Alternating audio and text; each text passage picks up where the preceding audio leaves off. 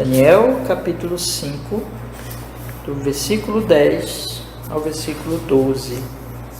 Diz a Escritura, meus irmãos: a rainha, por causa das palavras do rei e dos seus senhores, entrou na casa do banquete e respondeu, dizendo: ó rei, vive para sempre. Não te perturbem os teus pensamentos, nem se mude o teu semblante. Há no teu reino um homem, no qual há o Espírito dos deuses santos. E nos dias de teu pai se achou nele luz e inteligência e sabedoria, como a sabedoria dos deuses. E teu pai, o rei Nabucodonosor, sim, teu pai, o rei, o constituiu mestre dos magos, dos astrólogos, dos caldeus e dos adivinhadores. Porquanto se achou neste Daniel um espírito excelente, e conhecimento e entendimento, interpretando sonhos e explicando enigmas e resolvendo dúvidas, ao qual o rei pôs o nome de Beltesazar. Chame-se, pois, agora Daniel, e ele dará a interpretação. Amém. Graças a Deus. Vamos orar, meus irmãos. Ó Senhor, estamos aqui reunidos para te adorar, Senhor, e queremos ouvir a sua voz. Fale conosco, Senhor. Nós temos esses versículos tão maravilhosos, tão preciosos, e a nossa oração é que fales ao nosso coração, que eles se tornem compreensíveis para nós e sejam aplicados à nossa situação hoje, Deus, aqui, em nome de Jesus, para a sua glória, para o seu louvor, para o nosso bem, com perdão dos nossos pecados, em nome de Jesus Cristo. Amém, Senhor. Graças a Deus. Pode sentar, meus irmãos. Irmãos, quando nós olhamos esses versículos, assim, a impressão que eu tenho é que é a luz no meio das trevas. Queria que vocês pensassem comigo isso, a luz no meio das trevas. Porque até aqui, meus irmãos, o que nós temos até esse momento? Nós temos uma festa, neste capítulo 5, né? Nós temos uma festa profana, uma festa cheia de bebedeira e cheia de sexualidade, onde os vícios estão soltos. Uma festa onde foram trazidos os vasos do templo de Deus, foi cometido sacrilégio, afronta a Deus, ao seu culto, ao seu templo santo, e adoração, inclusive usando aqueles vasos santos do templo, adoração a ídolos mudos, desonrando assim, afrontando a Deus. Nós temos, irmãos, então, diante daquela situação, a vinda do juízo de Deus, através da visão que o rei teve de dedos escrevendo palavras de juízo, que ele imediatamente percebeu que aquilo não era bom para ele e ficou numa situação de pavor. Ele não estava só com medo, ele estava apavorado diante do juízo divino que ele percebeu ali que se manifestava. E nós temos, irmãos, ele gritando e chamando os seus magos, os seus líderes religiosos, pedindo ajuda, pedindo socorro, mas sem eles poderem fazer absolutamente nada por ele. E finalmente nós temos o Beltesazar em desespero, naquela situação assim que não sabia mais o que fazer. Então são todas situações assim, irmãos, de profunda trevas espiritual, né? Então, profanação, uma festa profana, sacrilégio, desonra ao santo culto a Deus, desespero, chamado por líderes falsos religiosos, falsos profetas, e finalmente total desesperança. Mas então o que nós temos aqui, irmãos? Nós temos a entrada desta senhora, que se diz aqui a rainha, né? E que vocês vão encontrar também em outras traduções, a rainha mãe. A rainha então, ela entra por causa exatamente do que estava acontecendo ali, do desespero, das palavras desesperadas, ela entra para dar um conselho muito, vamos dizer assim, muito bom, um conselho correto, um conselho que se poderia dar naquele momento. Então, por isso que eu estou dizendo, aqui nós temos, na verdade, a luz no meio das trevas. Até a entrada desta rainha, que provavelmente esta mulher é a mãe do Beltesazar, né? Nós temos ali, só para explicar para os irmãos, nós temos o Beltesazar, o pai dele era Nabonido, e Nabucodonosor já tinha passado. Na verdade, Nabucodonosor nem era propriamente o pai dele, mas aqui chamado de pai porque é uma palavra aplicada exatamente ao antecessor dele. E essa rainha mãe provavelmente então é esposa do Nabonido e é mãe de Beltesazar. Então ela entra ali, irmãos, para dar um conselho e para orientar o seu filho, e fala com ele como rei, diz: ó rei, vive para sempre, e aí dá o conselho. Então nós temos aqui a luz entrando no meio de toda essa confusão, a luz entrando no meio de todas essas trevas e de todo esse desespero. E no final das contas, meus irmãos, isso não é a primeira vez que acontece no livro, vocês sabem disso. Nós temos estudado o livro desde o primeiro versículo, desde o primeiro capítulo, primeiro versículo, e nós temos observado o quê? Que a entrada de Deus na história do livro sempre é uma entrada de sabedoria, de esperança, de salvação. Então, desde o primeiro capítulo, quando o livro diz lá que o Nabucodonosor trouxe os utensílios do templo, trouxe o povo, trouxe os exilados, e entre eles veio Daniel, e diz o livro que Deus... veio Daniel e veio os companheiros dele, Sadraque, Mesaque e Abednego, e que Deus abençoou aqueles meninos e que Deus estava com eles no meio do exílio. Então ali Deus se mostrando como a esperança e dando a sabedoria, a palavra, escolhendo Daniel, dando habilidade para os outros, mas dando a Daniel a habilidade exatamente da profecia, da interpretação dos sonhos. Nós vimos, irmãos, como quando o rei teve aquele sonho da estátua que ele viu e que ninguém conseguia interpretar, e que ele então ordenou a morte de todos os magos. Nós temos de novo a entrada de Daniel, e Deus usando Daniel para salvar todos os magos e interpretar o sonho. Nós temos, irmãos, no capítulo 3, quando Sadraque, Mesaque e Abednego são colocados dentro da fornalha ardente, e por causa de novo do rei Nabucodonosor, na sua arrogância, porque não tinha adorado a estátua do rei, mas adoravam e eram fiéis ao Deus vivo, estava ali o quarto homem andando com eles na fogueira e salvando. E nós temos, irmãos, no capítulo anterior, no capítulo 4, quando o rei tem um outro sonho, e ele então não sabe a interpretação, e na verdade Deus estava mostrando para ele que queria trazer juízo, porque ele era um rei orgulhoso. De novo nós temos Daniel que interpreta, que aconselha e que traz inclusive esperança para o rei, dizendo que ele retornaria ao seu reinado. Então o que nós temos nesse livro, irmãos?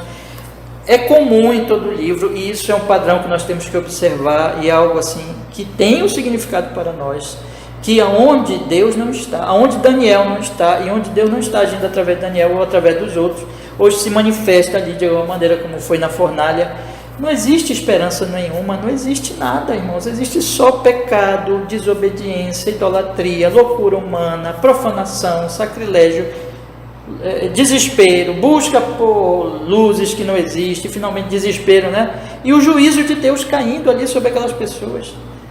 Então não existe esperança sem a manifestação da graça, da misericórdia, da bondade, através, especialmente aqui, né, colocado através, em vários exemplos, através de Daniel.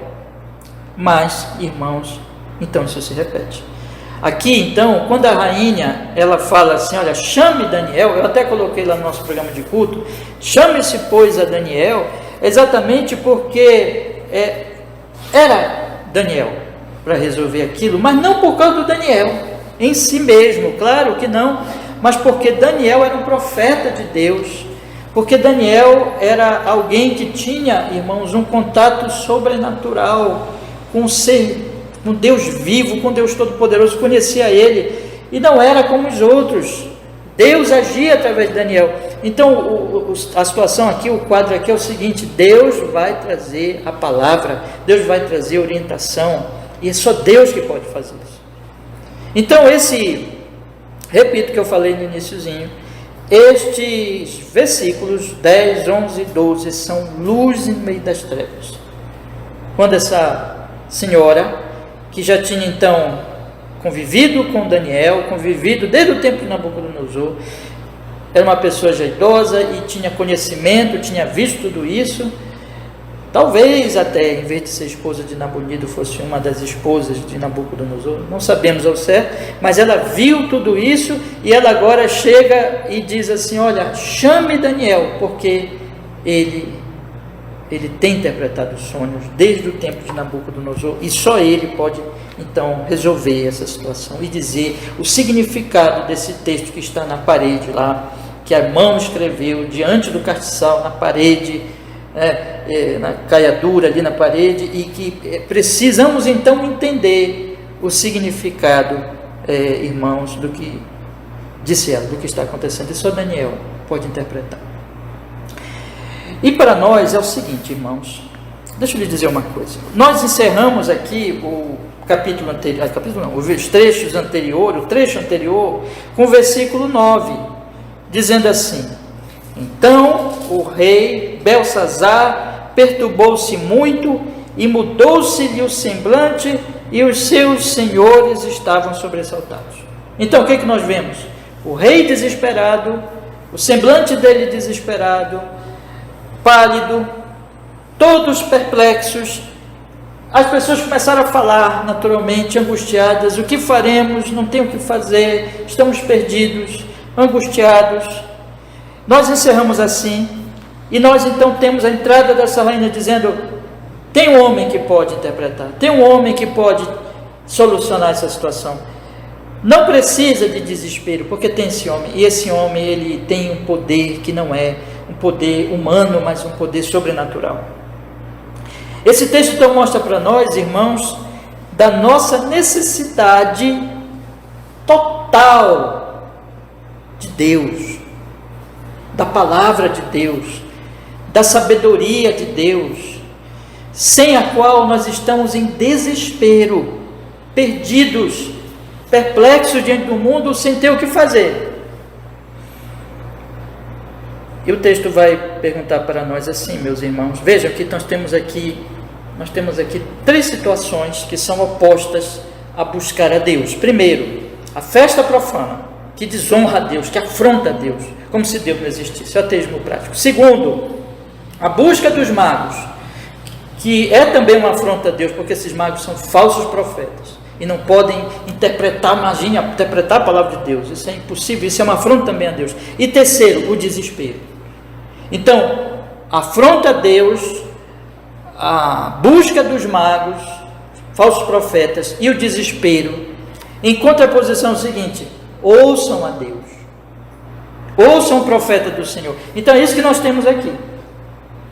Então isso se aplica aos nossos dias, se aplica a nós que estamos aqui, e se aplica à nossa cidade, se aplica à nossa cultura, se aplica ao nosso país, à nossa nação, ao nosso mundo, a esse tempo, meus irmãos, que as pessoas estão fazendo exatamente essas coisas, não estão?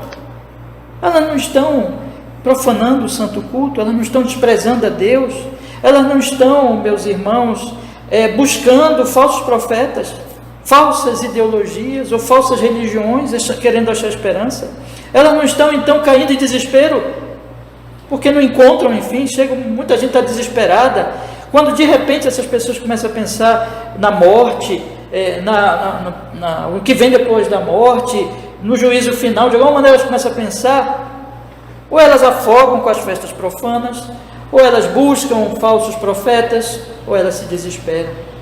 É isso que nós vemos na nossa cidade, é isso que nós vemos perto de nós, e é isso que se aplica, meus irmãos, à nossa vida hoje à noite. Vocês percebem que isso tudo é muito, muito prático, é muito real para o nosso tempo, para a nossa existência, para a nossa vida. Então a pergunta que se faz aqui no texto é: nós estamos, irmãos, como o Beltesazar, ou nós estamos ouvindo o conselho da rainha? Essa rainha está falando conosco hoje. Essa rainha está dizendo assim: ouçam Daniel. Ouçam. Quem é o nosso Daniel, meus irmãos? Jesus Cristo. Infelizmente, o que menos as pessoas querem ouvir é o Daniel, é Jesus Cristo. E elas vão morrer nos seus pecados e vão perder a própria alma, porque elas não se dispõem a ouvir, porque elas não se interessam, porque elas não buscam, porque elas desprezam. Então hoje à noite nós devemos pensar, meus irmãos, exatamente nessa circunstância e nisso em relação à nossa própria vida. E nós temos aqui 3 palavras que, dentro desse pensamento, que a rainha dá para o rei. Primeiro, ela diz assim, que ele não devia se perturbar. Há um Daniel. Segundo, ela diz, este Daniel, ele possui a sabedoria divina. Terceiro, ela diz, esse Daniel, ele interpreta sonhos, ele pode interpretar o que está escrito na parede. Então, no versículo 10 ela diz, não se perturbe, há um Daniel. No versículo 11 ela diz, Daniel possui uma sabedoria divina. E no versículo 12 ela diz, Daniel, ele interpreta as palavras que estão escritas e os sonhos. Daniel pode trazer interpretação porque nós estamos vivendo, por que está acontecendo, meus irmãos. Vamos olhar então o texto. Convido vocês a meditarem comigo, meus irmãos, a partir do versículo 10. Observe que a palavra de Deus diz assim, a rainha, por causa das palavras do rei e dos seus senhores, entrou na casa do banquete e respondeu, ó rei, vive para sempre. Não se perturbem os teus pensamentos, nem se mude o teu semblante. Observe então, meus irmãos, que ela reage a uma situação e ela reage à única pessoa que reage de maneira correta, de maneira apropriada, porque ela tem um conhecimento que, evidentemente, outras pessoas tinham, e o próprio Beltesazar tinha, Belsazar é o nome do Daniel, né? Mas o Belsazar tinha também, mas, irmãos, nenhum deles teve aquele pensamento, teve aquela meditação e atitude para falar, e nem falou nada, e nem tomou uma decisão de dizer assim, olha, mas vamos buscar o Daniel, mesmo que soubesse. Mas ela sabendo, ela então, diante daquela reação de desespero, as pessoas estavam falando, veja que o texto diz, por causa das palavras do rei e dos seus senhores, as pessoas estavam falando, estavam desesperadas, estavam perplexas, e as palavras manifestavam isso. Não eram palavras que traziam nenhuma solução, de um direcionamento, ao contrário, eram palavras de desespero. Mas ela então entrou ali, e veja que diz que ela entrou, então ela não devia estar participando daquela festa. É muito interessante isso. Era uma festa profana, era uma festa regada a vinho, mulheres e tudo, e ela não estava lá. Talvez porque já era idosa, mas enfim, não estava lá. E ela entra então naquele salão da Babilônia, confuso, perplexo, em trevas, e traz a palavra, traz o bom conselho, e diz assim, eu tenho uma solução para isso. Vocês não precisam, ó rei, vive para sempre. Não era uma saudação de honra ao rei. Ó rei, vive para sempre. Não se perturbe os teus pensamentos, nem se mude o teu semblante. O que ela está dizendo aqui, em outras palavras, ela está dizendo assim, meus irmãos, você, rei, não precisa se perturbar, não precisa se desesperar, porque há um Daniel, há um profeta, há alguém que pode trazer a solução. Não há necessidade de desespero. Irmãos, isso é tão importante, porque o que o texto da Escritura está dizendo aqui é que nós não temos necessidade de estar perplexos, de estar confusos, de estar em trevas, de estar correndo daqui para ali, de estar desesperados. Não existe necessidade. Se nós estamos fazendo isso, é por causa da nossa incredulidade, é por causa da nossa tolice, é por causa do nosso orgulho, é por causa da nossa teimosia. Porque o texto está dizendo aqui que o rei não precisava estar perplexo, porque tinha o Daniel no reino. Ela vai dizer no versículo seguinte: há no teu reino um homem no qual há o Espírito dos deuses. Não há necessidade de desespero. Mas é esse exatamente o ponto. Ele está desesperado porque ele esqueceu de Daniel, porque ele esqueceu do que aconteceu no passado, porque ele não quis saber. E Daniel vai dizer: tu sabias o que tinha acontecido com Nabucodonosor? Vocês lembram disso? Tu sabias o que tinha acontecido com Nabucodonosor, mas tu não deste atenção. Ele esqueceu, ele não deu atenção, e ele ousou fazer o que nem Nabucodonosor fez, que foi pegar os copos, os vasos, e usar para a idolatria dele. E ele então, no seu esquecimento, na sua incredulidade, na sua soberba, cai em desespero. E é isso que acontece conosco sempre. Sempre, sempre, sempre.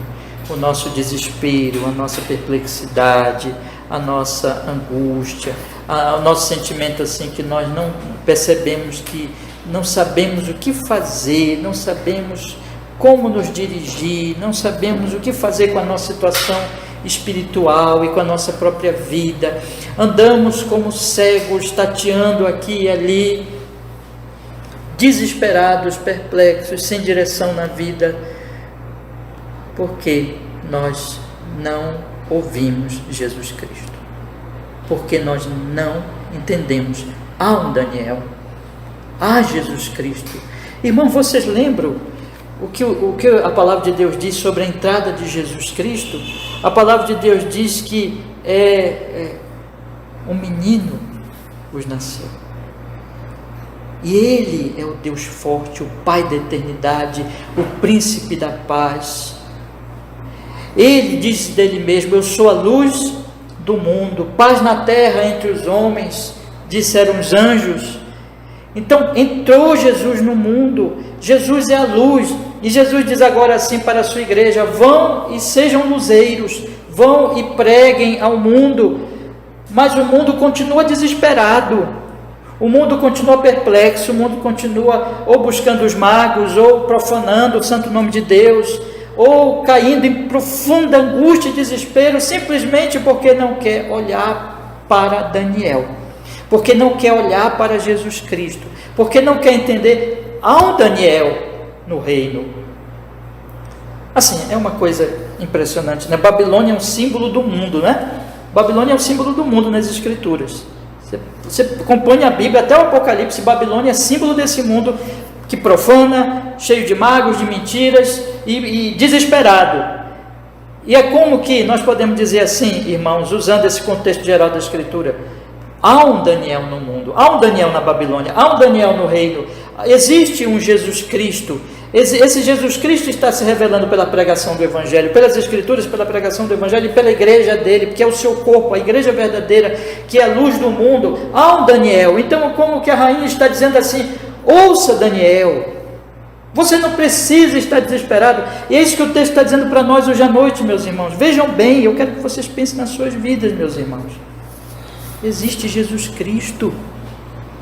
Jesus Cristo é a luz do mundo, Jesus Cristo é a palavra, Jesus Cristo é a verdade, a vida, Jesus Cristo é o caminho. Lembra que ele mesmo disse: eu sou o caminho, a verdade e a vida, ninguém vem ao Pai senão por mim. Existe Jesus Cristo. Por que você está desesperado? Por que você vive perplexo? Por que você vive tateando como cego? Se existe a luz do mundo, que você deve olhar para Ele e andar debaixo da sua luz, da sua graça, da sua misericórdia. Há um Daniel.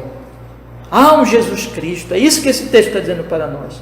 Então a rainha chega e diz assim: você, rei, não precisa estar turbado, não precisa que os seus pensamentos o turbem, nem que o seu semblante fique pálido, que você fique pálido, que o seu semblante mostre desespero, porque há no teu reino um homem no qual há o Espírito dos deuses santos. Em segundo lugar, meus irmãos, é o segundo ponto aqui da palavra dela, e por isso que ela diz que este Daniel é a solução para ele. Veja, nós estamos falando de uma mulher pagã, nós estamos falando de uma mulher da Babilônia, e a linguagem do texto aqui, como no caso lá do Nabucodonosor também, quando falava de Daniel, ela também usa uma linguagem pagã. ela cita o nome de Daniel no finalzinho, que diz assim, no final do capítulo, versículo 12, que diz: ao qual o rei pôs o nome de Beltesazar. E esse nome Beltesazar tem a ver com o nome de um deus do rei. Então veja que ela, não podemos dizer que ela é uma crente, que ela entende as coisas, mas ainda assim, com todas essas deficiências, quando ela diz espírito dos deuses, quando ela lembra que o nome dele é Beltesazar, que tem a ver, como eu disse, com um deus dos pagãos, dos babilônios, mas ainda assim, irmãos, ela está dizendo uma verdade, porque ela diz assim: há no teu reino um homem no qual há o espírito dos deuses santos. O que ela está dizendo aqui? Ela está dizendo que Daniel não é um homem comum. Daniel não é um homem como os outros homens. Daniel é um homem que nele há algo de sobrenatural. Ela usa uma linguagem pagã, ela diz que nele há o espírito dos deuses santos, mas ainda assim ela está afirmando uma verdade, repito, ela está dizendo: Daniel tem um poder sobre-humano, um poder acima dos homens. Não é uma mera inteligência ou dom natural, não é uma mera sagacidade, inteligência, perspicácia humana, mas é um poder sobrenatural, é um poder divino. Este Daniel tem algo divino nele. Eu convido os irmãos a olharem comigo lá o capítulo 1, irmãos, por favor. Eu quero chamar a atenção aqui.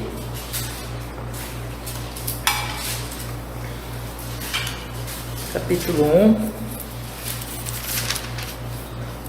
versículo 17.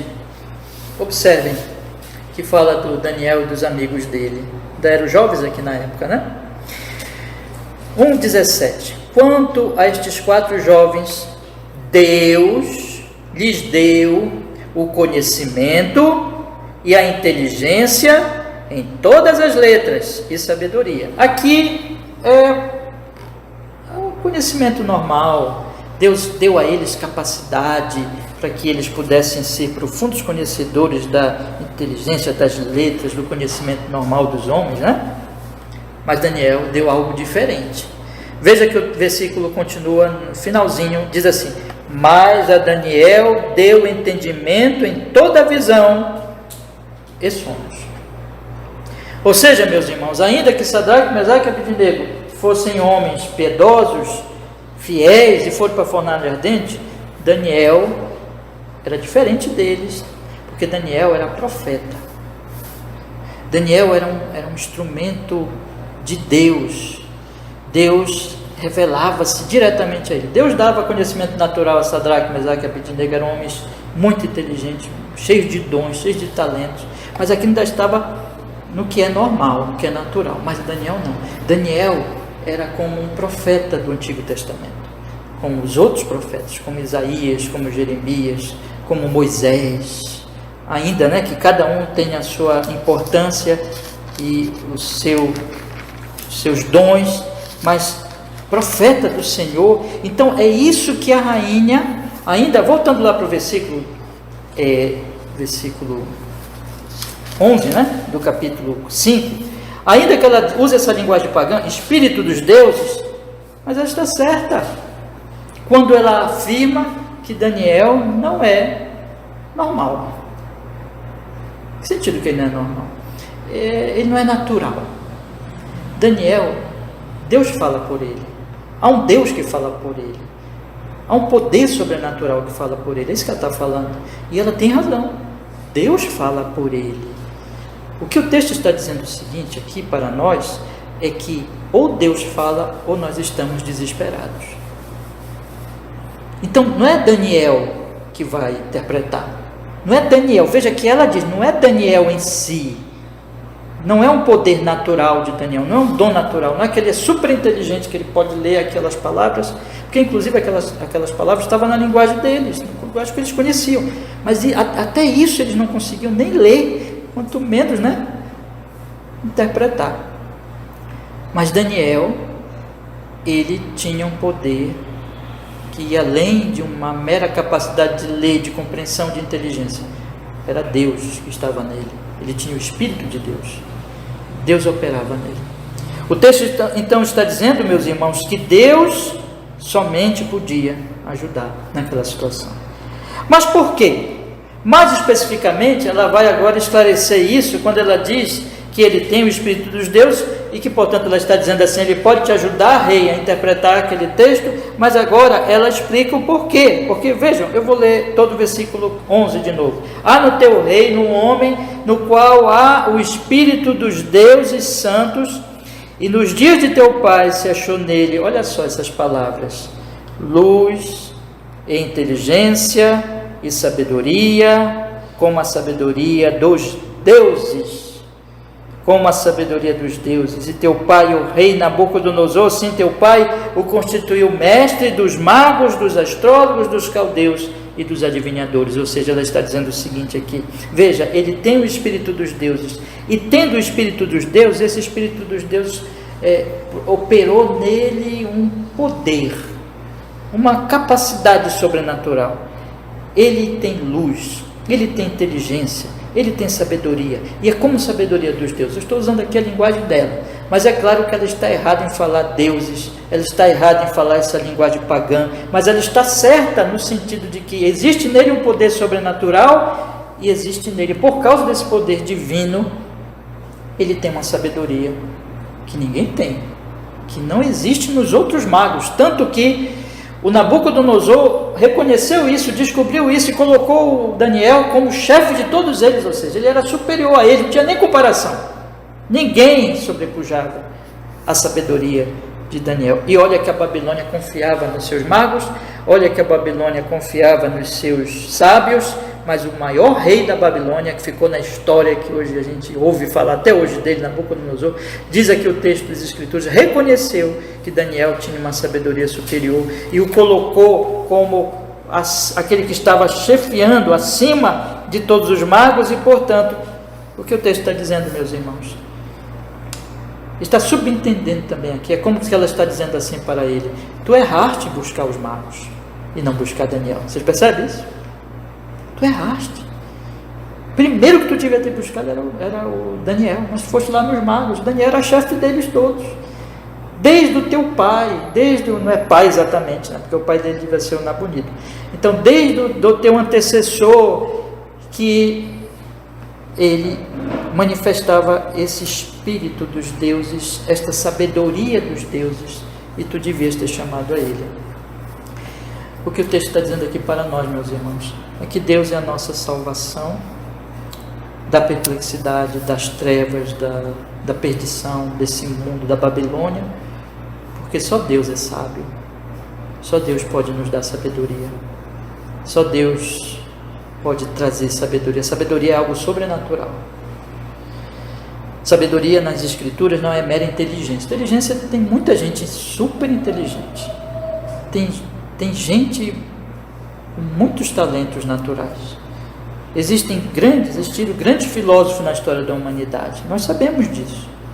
Existem grandes cientistas, existem homens, grandes matemáticos, grandes físicos, mas essa inteligência e essa sabedoria é natural. A sabedoria que as Escrituras dizem é uma sabedoria que vem de Deus, sobrenatural, que só Deus pode dar, e Ele dá através da sua palavra.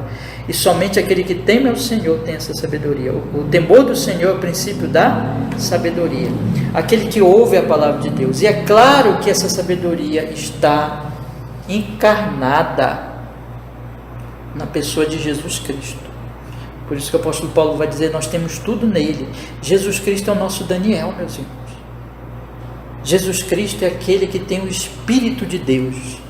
Que o Evangelho de João vai dizer que o Espírito Santo foi dado a ele sem medida. O Evangelho de João vai dizer que ele é o Verbo de Deus, ele é a palavra encarnada de Deus, que ele é a luz do mundo, e portanto todos aqueles que querem sair do desespero, da perplexidade, da perturbação, da perdição que é essa Babilônia, tem que olhar para ele, porque ele é Deus, o Deus encarnado, o Deus homem, o Deus que tem o Espírito Santo, o homem, né, que tem o Espírito Santo e que é o próprio Deus encarnado, a segunda pessoa da Trindade, mas que perfeitamente homem e que trouxe para nós o conhecimento de Deus Pai e toda a verdade que nós precisamos saber sobre nossa vida, sobre Deus, sobre nós, sobre os nossos pecados, sobre o único meio de salvação, sobre a esperança que nós temos. Portanto, ele tem uma sabedoria que nenhum cientista tem, que nenhum filósofo tem, que nenhum homem super inteligente que já viveu, mais inteligente que já viveu nesta terra, possui, porque é uma sabedoria de Deus, e nós temos que ouvi-lo.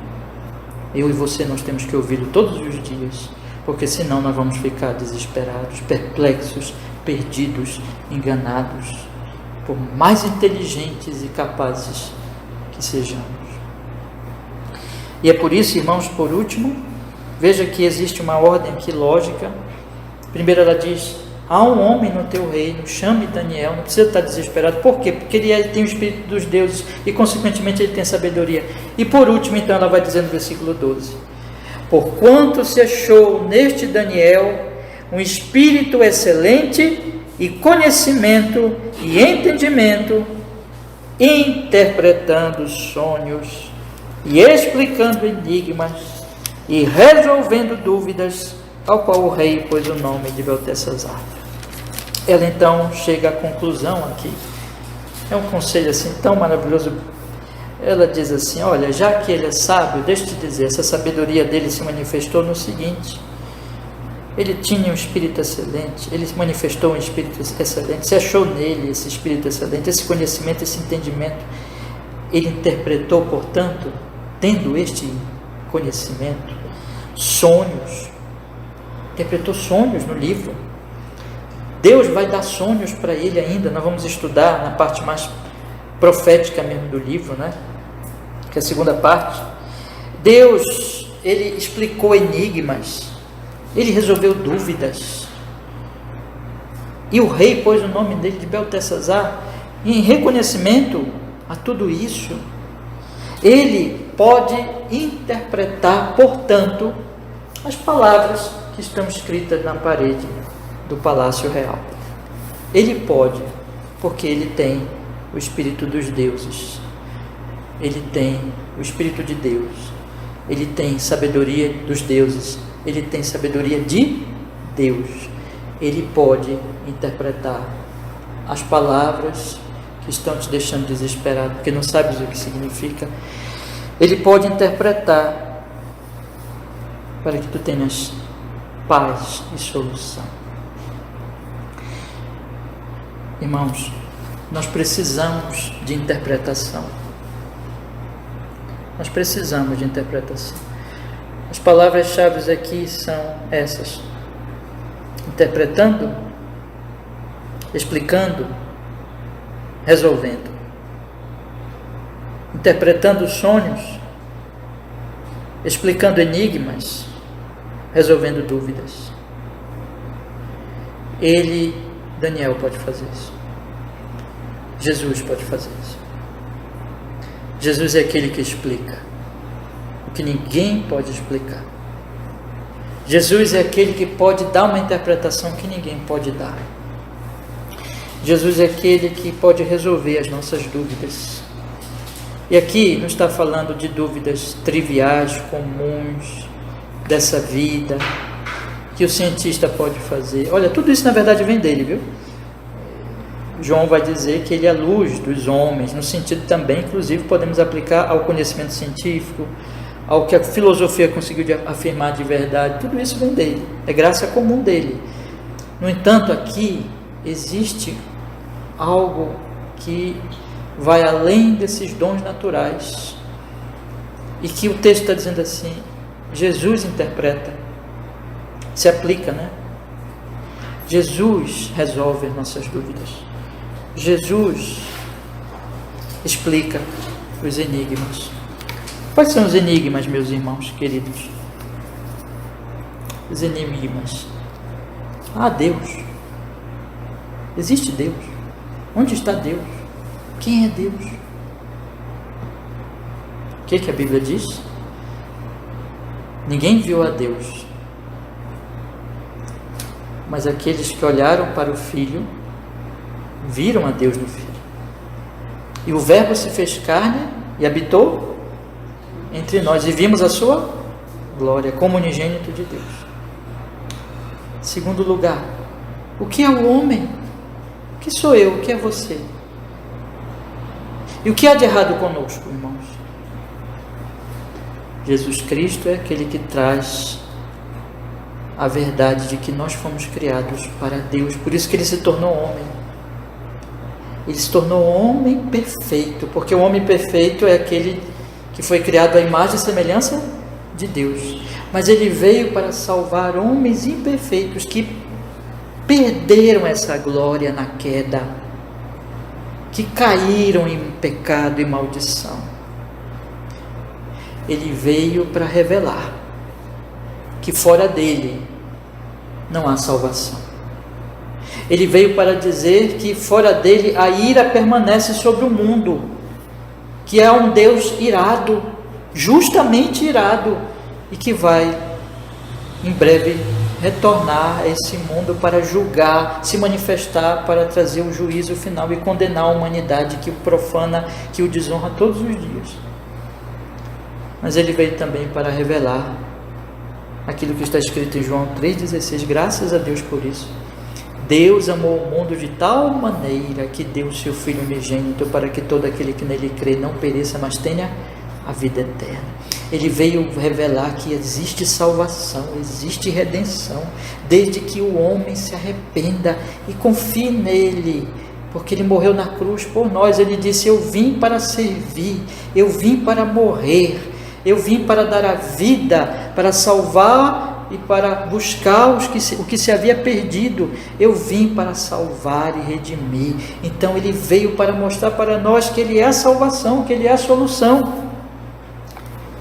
E ele veio, meus irmãos, para nos trazer esperança de vida eterna, para dizer assim: a morte não é o final, porque ele ressuscitou dentre os mortos. Quando ele ressuscitou, ele disse: eu estou vivo, toquem no meu corpo, vejam ao meu lado, eu estive morto, mas eu ressuscitei, e assim também vocês vão ressuscitar. Ele veio então nos trazer luz. Essa verdade não está na filosofia, esta verdade não está na religião humana, esta verdade nem mesmo a ciência, por mais benéfica e por mais útil que ela seja, ela não chega a essa verdade, porque essa verdade vem direto de Deus, do nosso Daniel. É sabedoria divina, vem de Jesus Cristo, o nosso Daniel, aquele que é o sábio e o que interpreta esse mundo, que diz assim: o seu problema é o pecado e a sua solução sou eu, Filho de Deus, que morreu por pecadores como você. Mas, irmãos, nós temos aqui então a verdade de que ou nós ouvimos o conselho desta mulher, ou não existe luz, existe apenas a festa do Belsazar, profana. Quando o inimigo está lá já na porta, ele está festejando, só isso. Existe apenas os magos que não conseguem interpretar, ou existe apenas o desespero. Só Jesus traz paz, porque Jesus é aquele que é sábio e que pode interpretar a nossa vida. E eu pergunto aos meus irmãos esta noite: você está ouvindo Jesus? Você está se aproximando de Jesus Cristo para ouvi-lo? Eu quero encerrar hoje à noite, meus irmãos, com 4 pensamentos aqui para nós meditarmos. E como eu, desde o início da mensagem, na verdade, eu tenho procurado interpretar aqui o Daniel como um tipo de Cristo, porque é totalmente bíblico que nós podemos fazer isso. O Antigo Testamento todo está cheio de tipos de Cristo, e Daniel com certeza é um tipo de Cristo, tanto que ele aparece para resolver as situações, né? Para salvar. Ele sempre Daniel, porque Deus opera através dele, e assim é Jesus. Então eu quero lhe perguntar, eu quero, aliás, colocar para vocês esses 4 pensamentos. Primeiro pensamento: o que o texto está dizendo para nós? É isso: não se desespere, não se desespere, não se perturbe, não fique desesperado. Ouça a Cristo. Há um Cristo no reino da Babilônia, há um Cristo nesse mundo. Cristo está sendo pregado, Cristo está se revelando, Cristo está chamando, né? Vinde a mim o quê? Os cansados e sobrecarregados, e eu vos, olha, aliviarei. Tomai sobre vós o meu jugo, aprendam de mim, porque sou manso e humilde de coração, e achareis o quê? Descanso para as vossas almas. Não tem necessidade de desespero, mas você pode ter paz. Basta você olhar para Jesus, e basta você continuar olhando para Jesus Cristo. Ouça Jesus, mas ouça Jesus, porque sem Jesus não adianta. É só desespero, ou só festa profana, ou só falso profeta. Não tem jeito, irmãos, é Jesus. Jesus é único e suficiente. Nós temos o nosso Daniel, nós temos Jesus. Segundo pensamento é: Cristo vem de Deus, Cristo veio de Deus, veio do céu, Cristo é Deus, portanto ele possui uma sabedoria, meus irmãos, sobrenatural, que não existe na filosofia e na ciência em nenhum lugar. Então o conselho, irmãos, que vem daqui é: não ouça outras fontes, meu irmão, não ouça outras fontes, não fique ouvindo os magos, e nem também espere que a ciência venha resolver essas questões espirituais. A ciência tem um campo dela. A ciência trata de biologia, de matemática, de psicologia e de tantas áreas que ela pode, que são estudadas e que se compreende, que se estuda e que se chega a conclusões. Ok, ela é muito boa, mas não é. Em termos espirituais, é a palavra, é Cristo, Jesus Cristo. Nós temos que ouvir Jesus Cristo. Então, veja o que o texto está dizendo aqui: não ouça outras fontes que não podem ajudar, que só vão levar ao desespero. A sabedoria do mundo não ajuda em nada. Só existe sabedoria em Jesus Cristo. Então nós temos que ouvir Jesus Cristo. Esse é o segundo conselho. E o terceiro conselho, o terceiro pensamento, na verdade, é esse, irmão: só Cristo pode interpretar a nossa vida, só Cristo pode nos fazer entender o que está acontecendo com o mundo, conosco, o que vem depois da morte, onde tem esperança, como nós podemos ser salvos. Então nós não temos que ouvir outras fontes que não podem interpretar. Olha, os magos olharam e não conseguiram nem ler, irmãos. É interessante isso. Eu estou destacando isso aqui porque aquilo não era uma língua estranha para eles não conseguiram nem ler. Deus quis mostrar assim, Deus fez com que eles ficassem até de maneira, não sabemos porquê, mas nem ler eles conseguiram, muito menos eu consegui interpretar. Deus está dizendo aqui: olha, não adianta, a minha mensagem, as coisas espirituais, só eu posso revelar, só eu posso interpretar, só eu posso te dar luz, e a minha luz está em Cristo. Ouça o meu filho. A Bíblia está dizendo o tempo todo: ouça Jesus. Se você quer interpretar a sua vida bem, você quer entender o que acontece com você, você quer caminhar na luz, você quer ter boa interpretação correta, ouça Jesus Cristo. Fora dele não há interpretação.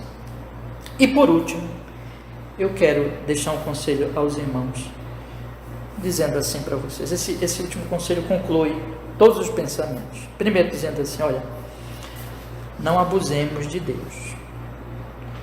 Irmãos, se eu estou pregando o Evangelho aqui, nós não podemos abusar dessa mensagem, tratar com leviandade o Evangelho, que foi o que Belsazar fez com os vasos do templo.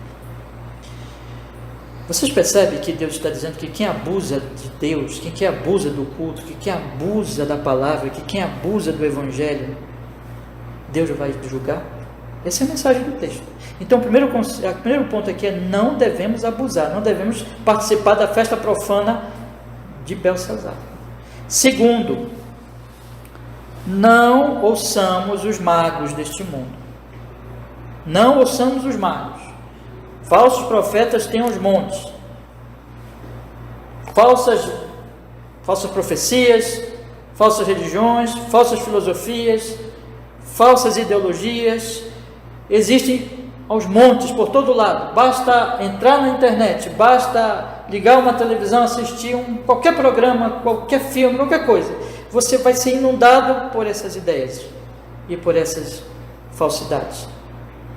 Cuide para que o seu coração não se deixe levar pelas mentiras deste mundo, pelos magos que não pode interpretar, que não pode ajudar. E por último, não se desespere. O desespero também não adianta nada. A perplexidade também não adianta nada. O que é que você tem que fazer, meu irmão? Vá a Cristo, meu irmão, e ouça Cristo. Cristo vem de Deus e é Deus. A Ele ouvir. Este meu filho amado, Deus está dizendo, ouçam a Ele. Creiam nele. Vocês serão salvos e terão a luz. Quem crê em mim não anda em trevas, mas caminhará, terá e caminhará na luz da vida. Eu sou a luz do mundo. Amém. Que Deus nos abençoe. Vamos orar, meus irmãos. Vamos pedir que Ele nos fortaleça. Amado Deus, nós tivemos aqui o privilégio, a alegria de hoje à noite estudar esses versículos tão gloriosos, tão maravilhosos, Senhor. Conselhos de uma mulher, podemos dizer até mesmo uma mulher pagã, mas uma mulher que mesmo no seu paganismo ela percebeu que Daniel havia algo diferente. Oh Deus, e o que dizer de nós? Que nos dizemos cristãos, que professamos a fé. Nos guarde, Senhor, de ouvir os magos. Nos guarde, Senhor, de participar da festa profana da Babilônia. Nos guarde, Senhor, de nos desesperar. Senhor, que cada um de nós possa olhar para Jesus e continuar olhando para Jesus Cristo, o nosso Daniel. Não te desesperes, há um Daniel, não te desesperes, há um Cristo, a luz do mundo Salvador, que é sábio e que pode interpretar a tua vida. Ó Senhor, que essa seja a nossa fé e que nós possamos andar debaixo da luz de Jesus. Abençoa nós, abençoa a nossa querida igreja, abençoa cada um de nós, que nós nos aproximemos cada dia mais de Jesus Cristo, para o louvor, para a honra do seu nome e para a nossa bênção e paz no Senhor Jesus, para a sua glória. Amém e amém.